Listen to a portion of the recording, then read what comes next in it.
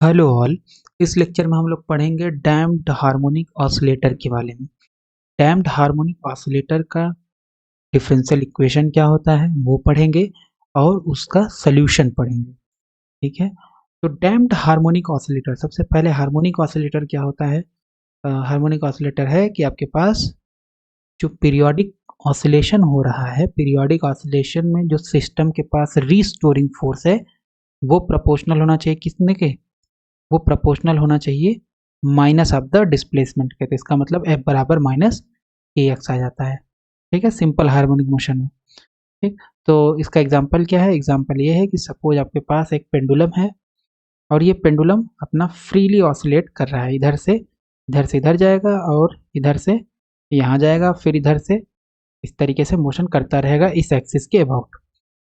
ठीक है, तो ये आपका है सिंपल हार्मोनिक मोशन, क्योंकि पेंडुलम जब ऑसिलेट कर रहा है तो इसका इक्वेशन, अगर ये डिस्प्लेसमेंट आपने बहुत स्मॉल दिया, यहाँ पे आके रुकेगा। इनिशियली पेंडुलम कहाँ होगा, अगर छोड़ दोगे पेंडुलम ड्यू टू ग्रेविटी यहाँ पे रुकेगा, लेकिन इसको हम थोड़ा सा थीटा डिस्प्लेस करके छोड़ दें अगर यहाँ पे, तो ये अपना ऑसिलेट करता रहेगा। कब तक करेगा, इनफाइनाइट टाइम तक करेगा, क्योंकि यहाँ पे कोई उसका विरोध करने के लिए कोई दूसरा फोर्स है नहीं, है ना।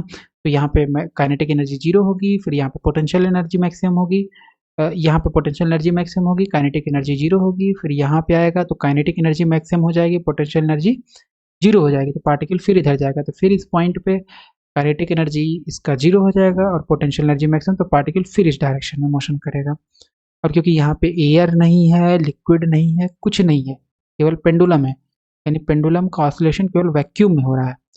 तो ये एक एग्जांपल है सिंपल हार्मोनिक मोशन का। लेकिन अगर इसी पेंडुलम को हम क्या करें, इसी पेंडुलम को अगर हम, पेंडुलम हो गया, मान लेते हैं कि यहाँ लिक्विड है या एयर है, इस एयर में अगर ऑसिलेट कराएंगे तो क्या होगा, पेंडुलम हो सकता है यहाँ से जाए, ऑसिलेट करे, ठीक है, ऑसिलेट करने के बाद यहाँ पे आएगा, फिर यहाँ पे आएगा, फिर अपने मेन पोजीशन पे आएगा, फिर यहाँ पे आएगा, फिर यहाँ पे आ जाएगा और फिर आके रुक जाएगा। क्यों रुकेगा, क्योंकि लिक्विड जो है या एयर जो है, जैसे ही पेंडुलम मोशन करने लगेगा इसके रिवर्स डायरेक्शन में एक फोर्स लगाएगा, जिसको हम लोग बोलते हैं रिटार्डेड फोर्स। ठीक है, तो अब लिक्विड क्या करेगा, इसके मोशन का विरोध करेगा। पेंडुलम इधर मोशन करेगा तो लिक्विड इधर डायरेक्शन में फोर्स लगाएगा, इसको रोकने का प्रयास करेगा। और अगर पेंडुलम इधर था, इधर से इधर आएगा तो लिक्विड उल्टा डायरेक्शन में फोर्स लगाएगा। तो कुल मिला करके लिक्विड जो फोर्स लगाया गया, फ्रिक्शनल फोर्स जो लिक्विड के द्वारा लगेगा, जिसको हम रिटार्डेड फोर्स बोल रहे हैं, वो फोर्स क्या होगा, बेसिकली इस पेंडुलम के मोशन को रोकेगा। तो इसका मतलब है यहाँ पे एक रेजिस्टेंस काम करेगा पेंडुलम के ऊपर। तो पेंडुलम एक दो तीन बार ऑसिलेट करके रुक जाएगा, हो सकता है एक ही बार ऑसिलेट करके रुक जाए। ठीक है, इस केस में इनफाइनाइट टाइम तक ऑसिलेट करता रहेगा, इस केस में एक ऑसिलेशन या दो ऑसिलेशन, मतलब यहाँ से स्टार्ट हुआ तो यहाँ से यहाँ जाएगा, हो सकता है यहीं पे रुक जाए। क्यों रुकेगा, क्योंकि एक एक्सटर्नल फोर्स काम कर रहा है इसके ऊपर, और वो फोर्स कैसा है, फ्रिक्शनल फोर्स। ठीक है, due to liquid, due to air and etcetera. तो ये जो फोर्स है, इसी फोर्स को बोला जाता है डैम्पिंग फोर्स या रिटार्डेड फोर्स। तो एफ एक हो गया रीस्टोरिंग। ठीक है, रीस्टोरिंग आपको पता है कितना होता है, एफ बराबर minus K X, minus of the displacement के। और एक होगा इस केस में अगर आप डैम्पिंग इंट्रोड्यूस कर रहे हो, तो एक होगा एफ रिटार्डेड, जो कि होगा proportional minus of the velocity के, है ना।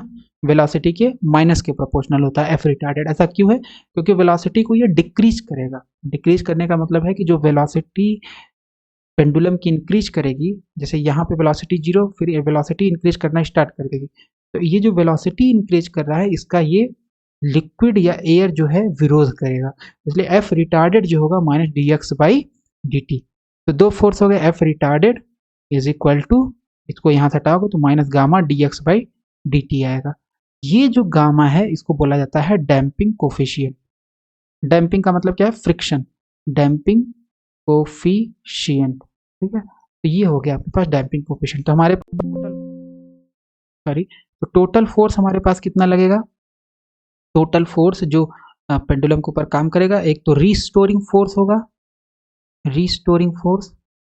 ठीक है, रीस्टोरिंग एंड प्लस एक हो जाएगा आपके पास रिटार्डेड फोर्स। रिटार्डेड फोर्स हो गया, रिस्टोरिंग हो गया। तो रिस्टोरिंग का हो जाएगा माइनस के एक्स और रिटार्डेड का हो जाएगा minus gamma D x by D T. ठीक है, ये आ गया टोटल फोर्स।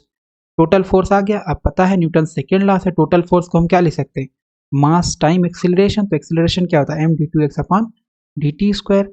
और ये सबको एक तरफ लाओ तो ये प्लस के एक्स। एक बार ऐसा करते हैं, एक एक स्टेप करते हैं, तो M D two X upon D T square F बराबर एम ए हो गया, माइनस के एक्स हो गया, minus gamma D X upon D T हो गया। तो अगर इस को एक साइड लाएं तो ये हो जाएगा एम, और D two X by D T को स्टैंडर्ड नोटेशन में लिख सकते हैं X double dot. Double dot का मतलब है दो बार टाइम के रिस्पेक्ट में डिफ्रेंसिएशन, प्लस के X plus gamma D x by D T is equal to zero. तो ये आ जाएगा differential equation of damped harmonic oscillator. तो अगर आप सिंपल हार्मोनिक ऑसिलेटर की बात यानी एसएचएम की करोगे तो वहां पे गामा का मान क्या होता है, जीरो, कोई फ्रिक्शन वगैरह नहीं होता है। तो ये गामा जैसे ही जीरो कर दोगे तो आ जाएगा m x double dot plus के x is equal to zero, standard equation आ जाएगा। ठीक है, तो ये आ गया आपके पास differential equation damped harmonic oscillator का। तो हमें इसका देखना है सोल्यूशन क्या होता है, तो वो सारी चीज़ें हम लोग डिटेल में करेंगे स्लाइड बाय स्लाइड। तो यहाँ पे हमारे पास है स्लाइड नंबर 1। ठीक है, स्लाइड नंबर 1। तो इसमें क्या है, आपके पास एक रिस्टोरिंग फोर्स लगता है जो कि माइनस ऑफ द डिस्प्लेसमेंट के बराबर होगा, एफ रिस्टोरिंग होगा माइनस के एक्स के बराबर। एक रिटार्डेड फोर्स लगेगा जो मीडियम लगाएगा जिस मीडियम में ऑसिलेटर मूव कर रहा है ना। जैसे पेंडुलम के केस में एयर हो सकता है, लिक्विड हो सकता है। तो minus d x by D T, D x by D T क्या है, वेलोसिटी है, यानी वेलोसिटी के माइनस के प्रोपोर्शनल होगा। और रिटार्डेड का काम भी यही होता है कि वेलोसिटी को डिक्रीज करना। तो minus gamma D x by D t, तो टोटल फोर्स हो जाएगा रीस्टोरिंग प्लस रिटार्डेड। रीस्टोरिंग है माइनस के एक्स, रिटार्डेड है minus gamma D x by D t. तो अब F बराबर आ गया minus K X minus gamma D x by D T, जहाँ पे गामा जो है वो क्या है, डैम्पिंग कोफिशियंट। तो अब F बराबर क्या होता है, एम ए। तो एम ए कितना हो जाएगा, D two X upon D T square. दो बार डिस्टेंस का डिफ्रेंसिएशन डिस्प्लेसमेंट का वही होता है एक्सेलरेशन, है ना। दो बार डिस्प्लेसमेंट का टाइम के रिस्पेक्ट में डिफ्रेंसिएशन कर देंगे तो एक्सेलरेशन आ जाएगा। So this is M A force हो गया, और ये पूरा आपके पास minus K X minus gamma D x by D T रख दिए। इन सबको एक साइड ले जाते हैं एलएचएस में, तो ये हो जाएगा गामा एक्स, तो gamma D x by D T और प्लस ए एक्स, और ये हो जाएगा D two X by D T square को लिख सकते हैं X double dot. Double dot का मतलब होता है दो बार टाइम के रिस्पेक्ट में डिफ्रेंसिएशन, ये एक नोटेशन है। और एक्स डॉट का मतलब है D x by D T, एक बार टाइम के रिस्पेक्ट में डिफ्रेंसिएशन। तो ये आपके पास जो इक्वेशन आ गया, यही आपका क्या है, डैम्प्ड हार्मोनिक ऑसिलेटर का स्टैंडर्ड इक्वेशन है। ठीक, इसमें हम लोग फर्दर डिफाइन कर सकते हैं, गामा बाई एम को 2b मान सकते हैं, और के बाई एम जैसे हमने सिंपल हार्मोनिक ऑसिलेटर में माना हुआ था ओमेगा स्क्वायर, तो इसको हम मान सकते हैं 2b, गामा बाई एम को 2b, और के बाई एम को ओमेगा नॉट स्क्वायर मान सकते हैं। ठीक है, ये हमने मान लिया। तो 2b जो है वो क्या है, resistance of the medium per unit mass, यानी damping coefficient divided by mass, resistance of the medium per unit mass, ये 2b हो गया। ओमेगा नॉट स्क्वायर क्या होगा, के अपान एम, जो कि हम बोलते हैं नेचुरल फ्रीक्वेंसी, यानी कोई भी मीडियम नहीं प्रेजेंट है उसमें अगर ऑसिलेटर, हार्मोनिक ऑसिलेटर मोशन करेगा तो उसको बोलेंगे वहाँ पे जो फ्रीक्वेंसी से वो ऑसिलेट करेगा उसको बोलेंगे ओमेगा नॉट स्क्वायर। बेसिकली ये जो फ्रीक्वेंसी है ये किसकी फ्रीक्वेंसी है, सिंपल हार्मोनिक ऑसिलेटर की। So this is a standard equation of damped harmonic oscillator, differential equation for damped harmonic oscillator. Okay? तो अब इसका सोल्यूशन देखते हैं कि ये जो डिफरेंशियल इक्वेशन हमने बनाया D two X upon D T square plus two B D x by D T plus omega not square X is equal to zero, जहाँ पे टू बी क्या है, gamma upon M, omega not square क्या है, natural frequency के अपान M, to B क्या है, resistance divided by मास या डैम्पिंग कोफिशिएंट डिवाइडेड बाई मास। तो लेट्स एज्यूम कि इसका एक सोल्यूशन एग्जिस्ट करता है, ये डिफरेंशियल इक्वेशन बनकर, जो कि है x बराबर c e to the power lambda t, मान लेते हैं ये सोल्यूशन एग्जिस्ट करता है। तो अगर ये सोल्यूशन है इसका तो हमें क्या करना पड़ेगा, अब यहाँ ये जो आपने इस डिफरेंशियल इक्वेशन का सोल्यूशन माना है x बराबर c e to the power lambda t, तो इसमें c नहीं पता है, लेमडा नहीं पता है, t तो चलो पता है, टाइम है। तो अगर ये चीज़ हमें निकालना है तो हम क्या कर सकते हैं, क्योंकि ये इसका सोल्यूशन है x, तो अगर इसका सोल्यूशन है तो इक्वेशन फर्स्ट को सेटिस्फाई करेगा। तो इस इक्वेशन से हम क्या करते हैं, एक्स डॉट निकालते हैं, एक्स डबल डॉट निकालते हैं और इसमें रख देंगे। तो एक्स डॉट निकालने के लिए क्या करना पड़ेगा, dx बाई dt।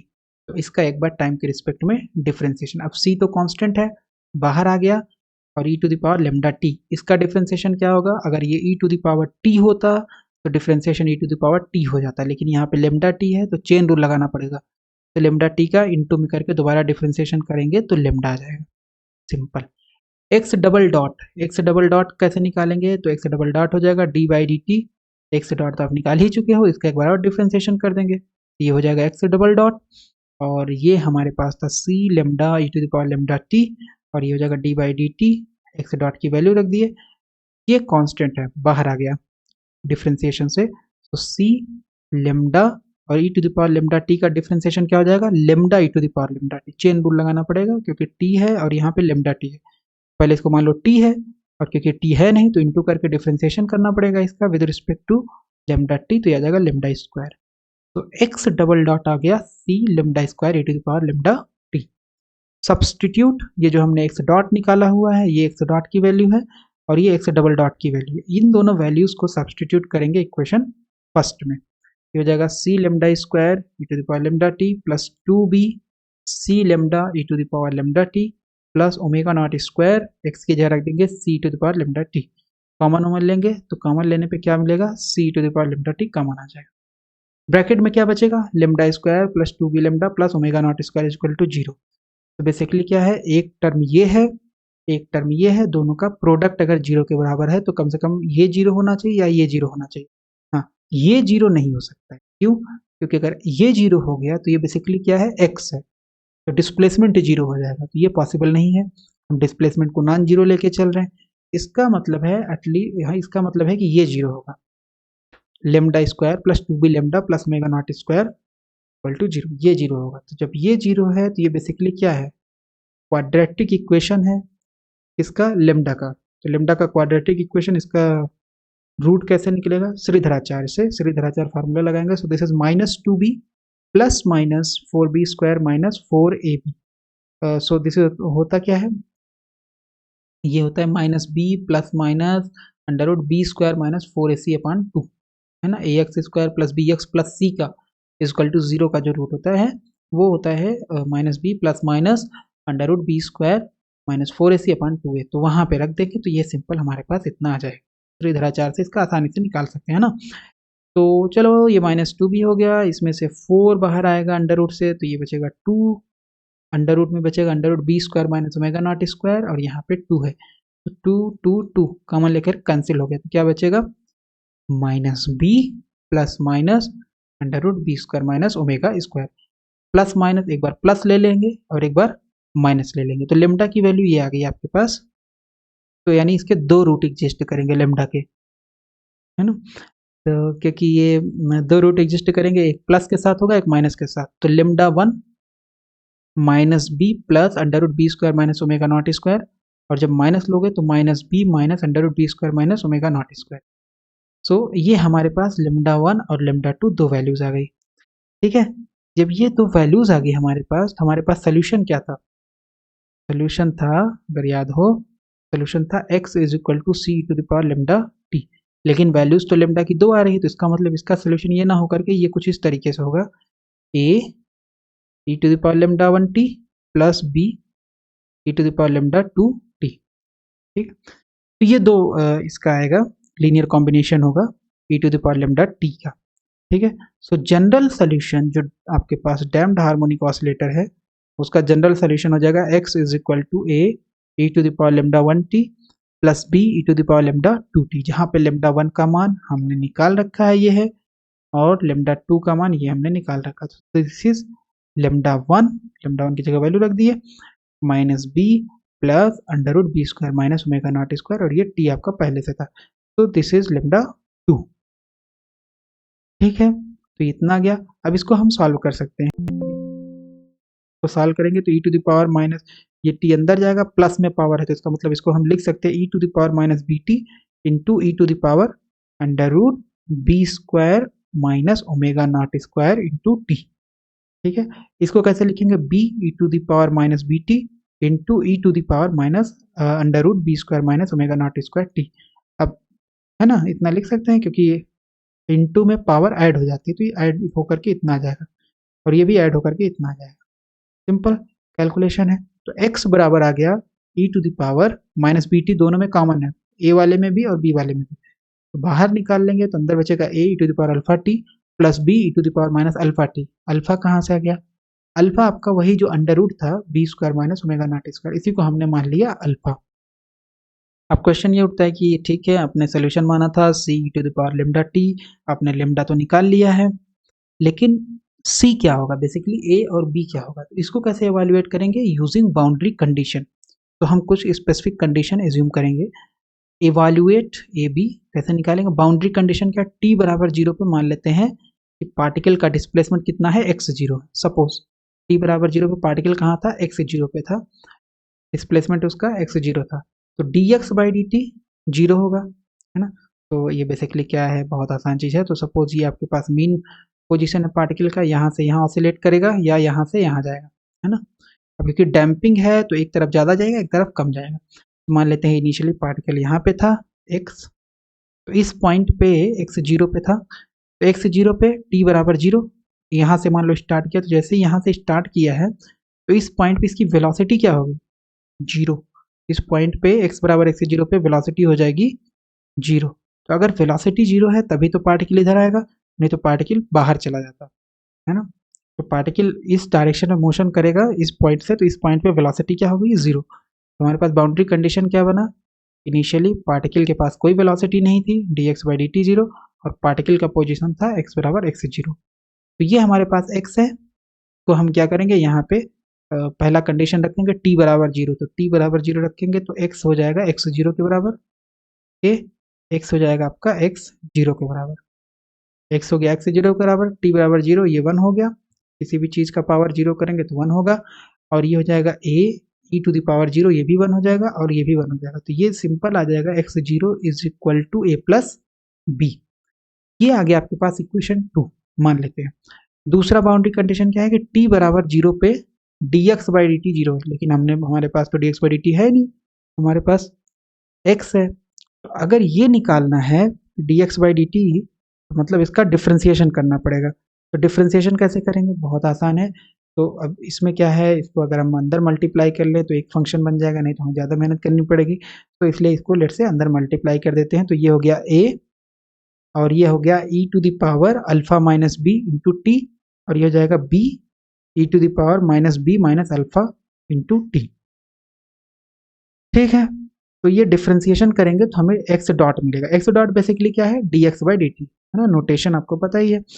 तो इसका डिफ्रेंसिएशन ये a हो गया, e to the power x का डिफ्रेंसिएशन, ये e to the power x तो नहीं है, यहाँ पे कांस्टेंट है, तो ये कांस्टेंट बाहर आ जाएगा चेन रूल से, और इसका डिफ्रेंसिएशन हो जाएगा e to the power minus B plus alpha T into minus B plus alpha. ठीक है, ये सिंपल इसका डिफ्रेंसिएशन है ना। तो अगर हम यहाँ पे थोड़ा सा एक लिख देते हैं डी बाई डी एक्स, अगर आपके पास e to the power alpha X है तो इसका differentiation e to the power alpha X, और जो आपके पास ऊपर है अल्फा एक्स का दोबारा करना पड़ेगा, तो हो जाएगा alpha e to the power alpha X, ये होगा डिफ्रेंसिएशन। यहाँ पे x की जगह पे क्या है, t है, और अल्फा की जगह पे ये टर्म है। तो ये आ गया आपके पास डिफ्रेंसिएशन, इसका करेंगे तो ये टर्म बाहर आ जाएगा और ये जाएगा e to the power minus B minus alpha into T. ठीक, टी बराबर जीरो पे ये जीरो है तो ये जीरो हो गया, और ये जीरो हो गया तो ये वन हो जाएगा, और ये इसका पावर जीरो हो गया तो ये भी वन हो जाएगा, तो इसका मतलब ये आ जाएगा a minus B plus alpha, है ना। बाउंड्री कंडीशन जब लगाओगे तो ये जीरो बराबर a minus B plus alpha plus B minus B minus alpha, कितना आएगा, लेकिन अल्फा की वैल्यू कितनी है, ये है under root B square minus omega not square, तो रख देंगे तो हो जाएगा under root B square minus omega square plus B minus alpha की रख देंगे under root B square minus omega not square. Okay, तो यहाँ से हमारे पास आ गया b का मान, हम निकाल सकते हैं इस इक्वेशन से ही। इससे अगर b का मान निकालना चाहें तो ये माइनस है, इसको इधर ले जाएंगे, ये हो जाएगा b प्लस हो जाएगा, ये भी प्लस हो जाएगा, तो b plus under root B square minus omega square, और यहाँ डिवाइड कर सकते हैं इसे, तो b बराबर आ जाएगा इक्वेशन से a minus B plus under root B square minus omega not square divided by B plus under root B square minus omega not square. ये आ गया इक्वेशन 3। इक्वेशन 3 को, अच्छा एक चीज़ ये है कि ये इक्वेशन 3 आया और हमने ए और बी का रिलेशन निकाला था इक्वेशन 2 में। तो अगर हम बी का वैल्यू इक्वेशन 2 में रख दें तो हमारे पास क्या आ जाएगा x0। थोड़ा स्लाइड में पीछे चलते हैं। सो this is 6th slide, 5th slide and हाँ 5th स्लाइड, ये हमने निकाला हुआ था x0 बराबर a प्लस बी, और हमने एक कंडीशन ये निकाली हुई है। तो इससे हमने b का मान निकाल करके इस इक्वेशन से यहाँ पे सब्सटीट्यूट कर दिया, तो x0 आ जाएगा a प्लस, और ये b था तो b इक्वेशन 2 में कितना है रख देंगे इक्वेशन 3 से, तो ये आ जाएगा इतना।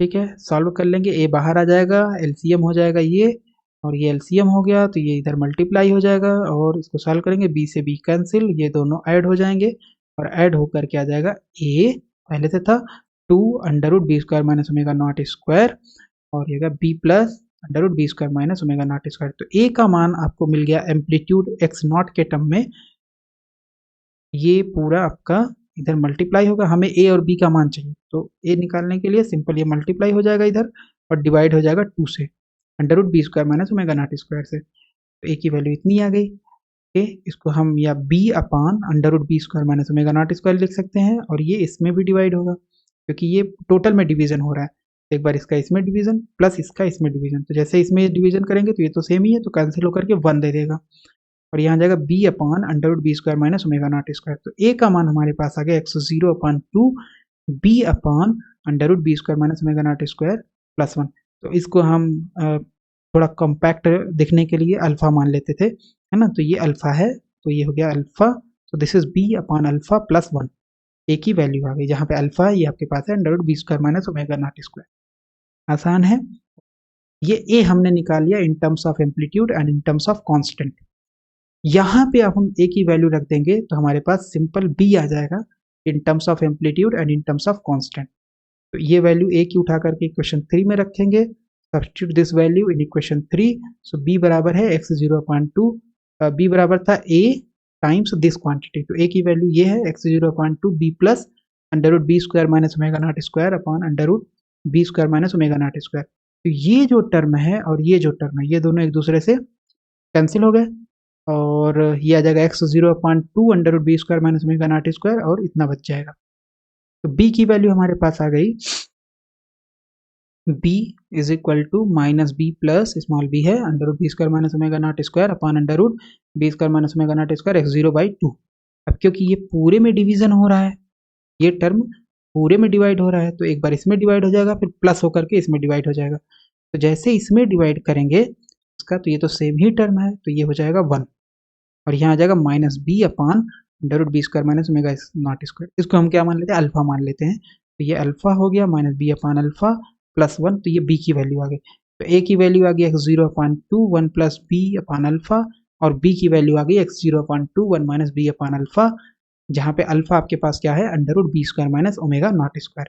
a और b की वैल्यू उठा करके जो आपके पास जनरल सोल्यूशन था, थोड़ा पीछे चलते हैं, 6th स्लाइड, 5th स्लाइड, और हाँ ये है 5th स्लाइड। 5th स्लाइड में जो ये जनरल सोल्यूशन हमने निकाल रखा था, इसी में उठा करके रख देंगे। ठीक है, a और b का मान, तो हमारे पास जो आ जाएगा सोल्यूशन 7th स्लाइड, यस ये 7th स्लाइड है, और ये substitute this value in general solution.